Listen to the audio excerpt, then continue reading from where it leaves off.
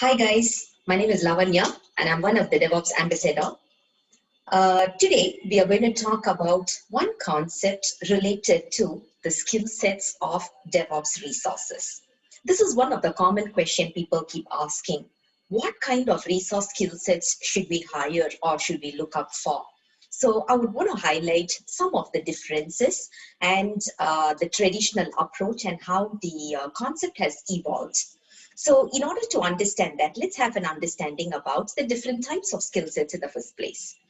The very first one, we call it as an I skill set, which is basically to say I'm an expert in one area and anything and everything related to that area, I'm an expert, so I can answer it. For example, let's assume that I'm a cloud expert, AWS expert. So anything and everything related to AWS, I may be able to help you and I may be able to give a solution, which means I'm a subject matter expert. If you look at some technical people, they may not have a very good communicational skill or the other kind of soft skills and all these. So after a while, sometimes they may groom themselves up into a little bit broader perspective. And that is where they evolve themselves into something called as an T skill set. So I skill set is I just keep focusing on a technical work or a functional work, whereas when you're talking about a T skill set, they pick up some skills related to either communication or negotiation or conflict management or something of that sort. So, for example, I'm a person just finishing his or her school. When they're joining a company, most probably they'll be falling under the I skill set. After being there in the company for a bit of a longer time, they will tend to pick up the communicational skills and all these. That is where the T skill sets comes in place. Again, depending on the person's attitude as well as their willingness to learn new skills, they may pick up other skills as well. So that is where it's called as a pi skill set.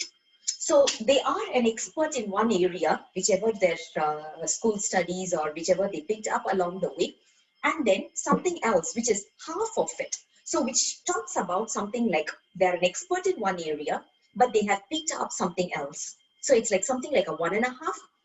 Now, a person from a traditional project management point of view, either they can be an I skill set or a T skill set or a pi skill set. We call it as a pi.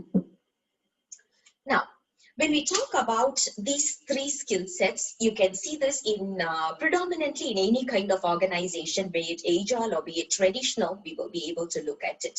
Now, the next one we are going to talk about is what kind of a skill set are we really expecting for a DevOps or an agile implementation? Of course, having all these is going to have an add-on, but we are looking at something like a broken comb. So we have something like this kind of an approach.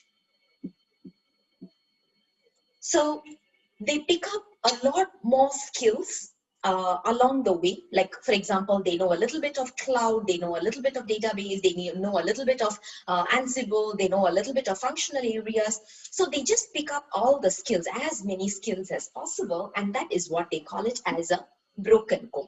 Now, the next question we may ask is, what is the difference between a full stack developer and a broken comb approach? When you look at broken comb, probably these may not be of the same length. So which means when I'm an expert in one area, I've picked up something else. I may not be an expert in the other area. That's why you see the inequality in the lines.